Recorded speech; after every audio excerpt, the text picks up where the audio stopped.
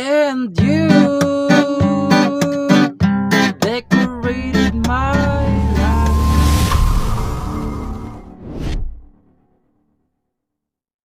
Hello mga ka-idol! So ngayon meron na naman akong ituturo sa inyong magandang kanta. So yung title pala nito ay yung You Decorated My Life by Kenny Rogers. So dito sa ituturo natin is reggae version, no? So reggae itong ituturo natin, no? So dito muna tayo sa reggae. So sa reggae pattern natin is magiging dalawang klase. Okay, dalawang klase. So ganito yung reggae natin, yung lagi na nating itinuturo, no? Yung bass na isasama nyo lang yung string. Okay? So, ganito yung tunog niya. Ganyan. Tapos, strum, pababa. Tapos sa string, strum ulit pababa. Okay? So, ganito siya pag binuo. Ganon siya. Okay? Kada chords, 4 times nyong gagawin yan. Okay? Kada chords, 4 na beses nyo munang gagawin yung reggae pattern na yan. Now, bago kayo lumipat. Okay? So, for example, ganito siya kada chords. 1, 2, 3, 4, tsaka nalilipat. Okay? So, malinaw, no? Yung pangalawang reggae pattern natin is pag nasa loob naman ng open, close parenthesis, yung chords, 2 times nyo na lang gagawin yung reggae pattern na yan. Okay? Kasi mamaya papasok yan sa chorus, no? So, pag nasa loob ng open, close parenthesis, ganito na lang, dalawa na lang. 1, isa pa, 2, lilipat na kaagad. Okay? So, pag nasa loob lang ng open close parenthesis, nyo gagawin yung dalawa. Okay? Kasi mamaya sa chorus papasok siya. So, ngayon, proceed na tayo dito sa kanyang whole verse. So, yung whole, dyan naman sa whole verse, mga ka-idol, no? So, halos 3 chords lang yan, no? So, yung chords dyan is G. So, yung G, sa 3rd fret, ibabar. Sa kanyang 4th fret, 3rd string. Sa 5th fret, 5th, tsaka 4th string. Ayan yung G. Sunod is C. So, yung C, nasa 3rd fret pa din. Yung bar, yung 5th fret naman niya is 2nd string, 3rd, tsaka 4th na. Okay? Ayan yung C. Okay? Yung dalawang chords na yan, 3 beses nyo muna sila gagawin. Okay? 3 times nyo muna gagawin yung dalawang chords. Pag nagawa nyo sila ng 3 times, kung mapapansin nyo, merong D na may number 4. Okay, so yung D muna, turo muna natin yung D bago yung number nyo sa taas. So, yung D, nasa 5th fret nakabar, sa 7th fret ay 2nd string, 3rd, tsaka 4th. Okay, para kayong naka-C na umangat lang ng isang string. Okay, ayan, yan yung D na may number 4. So, bakit may number 4? Kasi nilagyan ko yun ng number 4 kasi puro down na lang. Okay, ganito lang siya.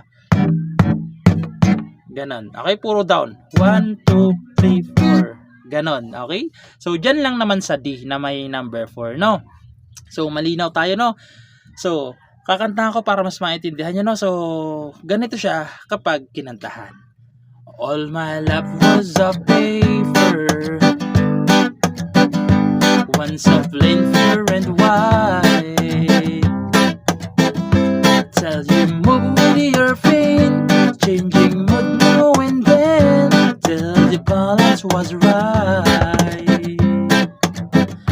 Then you added some music, every note was in pace. So paulit-ulit lang yan, and anybody could see all the things in me by the look on my face. Tas sa 4, ganon, okay? Dito sa dulong D, 4 na bagsak. 1, 2, 3, 4. And you. Kasi papasok na yung kanyang chorus. Okay? So, ganon siya tugtugin, no? So, ngayon, proceed na lang kagad tayo doon sa kanyang chorus. So, yung chorus dyan mga ka-idol, no? Tulad ng sinabi ko, no? Dito na pumasok sa chorus yung may mga open-close parenthesis na chords. Okay? So, pag may open-close parenthesis, yung reggae pattern natin is 2 beses nyo na lang ulitin, no? Kasi doon sa verse is 4, dito sa chorus is 2 na lang, no? So, yung chords dyan, no? Is G, na may, halos lahat naman yan may open. Ayan, G. C, so hindi ko na isa-isahin, naturo natin kasi yan. Ayan, C. Tapos babalik lang kayo ng G. Tapos B minor. B minor 7 talaga yan mga ka-idol.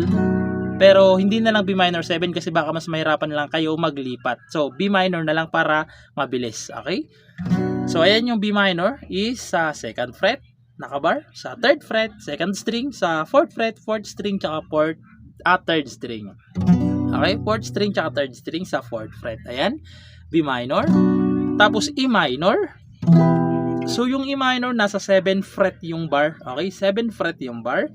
Dito naman sa kanyang 8, 2nd string. Sa 9th fret naman, 4th tsaka 3rd. Okay? Ayan yung kanyang E minor. Tapos pupunta kayo ng G, A minor. So yung A minor, 5th fret yung bar. Sa 7th fret naman ay 5th tsaka 4th string. Ayan yung A minor. Tapos D. Okay? Yung mga chords na yan, lahat ng chords na yan sa chorus is 2 times yung gagawin. Okay? Pag nagawa nyo ng 2 times, pupunta kayo ng isang G na wala ng open-close parenthesis. Okay? So, yung dulong G, wala ng open-close parenthesis. Yan o, kasi papasok dyan na magsisimula yung instrumental nyo or yung interlude. Okay? So, ganito naman siya sa chorus, no? Para mas maintindihan nyo kung paano naman siya tugtugan. So, ganito siya. And you